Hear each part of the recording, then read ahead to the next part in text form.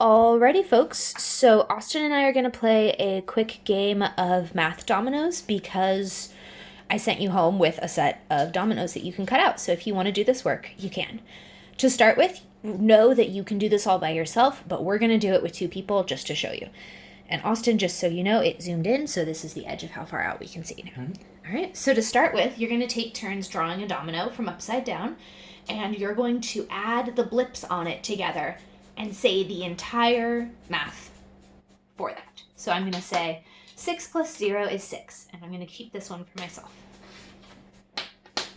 4 plus 0 is 4. 5 plus 5 is 10. 5 plus 6 is 11. 4 plus 4 is 8.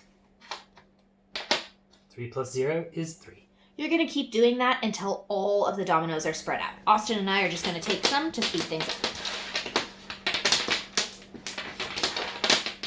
We'll make sure we have the same amount.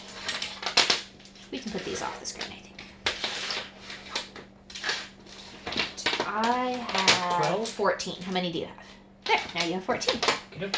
Okay, we're going to look for the person who has the double zero. It's me, and that one's going to start it. Remember, these are not the rules of the proper dominoes game. These are the rules of math dominoes. So if you're getting a parent who's never played math dominoes to play with you, have them watch this video first, or you all might get horribly confused. We're going to first show you the easy version, and then we're going to show you the more advanced math version. For this one, we start with this, and since I placed the double zeros down, Austin's going to take his turn first. He can play off of this end or this end, so he's going to have a 0 in there somewhere. And he's going to say? 0 plus 3 equals 0. Equals 3. Yep. Close enough.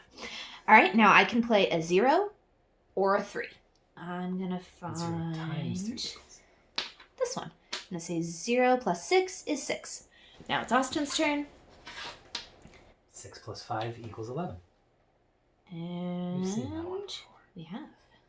5 plus 4 is 9. You're going to keep going until you find a place where either all of your tiles are gone or someone can't play. Let's say that it's Austin's turn and he plays. 4 plus 3 equals 7. Now, let's imagine I have no 3s. 3s are the only thing you can play right now. So if I have no 3s, I'm going to say pass, and Austin's going to play again. Let's see if he can. 3 plus 2 equals 5. All right, now I can play because I have a 2. 2 plus 5 is 7. Now, let's say we get to a place where neither myself nor Austin can play. That's where you do the interesting thing of finding a tile that has doubles on it. I'm going to stick a double one in so we have it.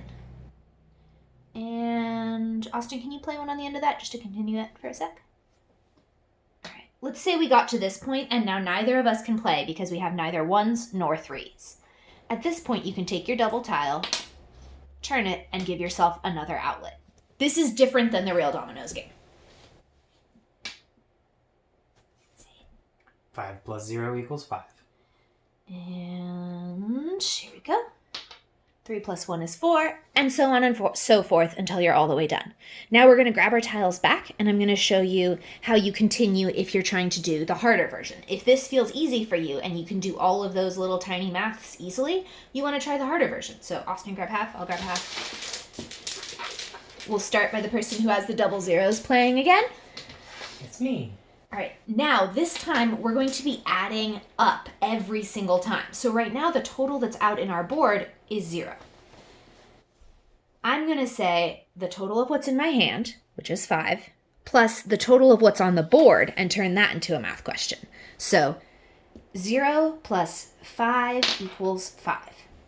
Austin's going to be starting with 5 when he plays his turn. So I say this domino as I set it down. Mm-hmm. 5 plus 4 equals 9. You can just say the whole thing if you want to. Then I say 9 plus 5 equals 14. Okay, now we're at 14.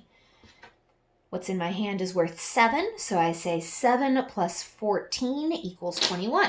Now we're at 21.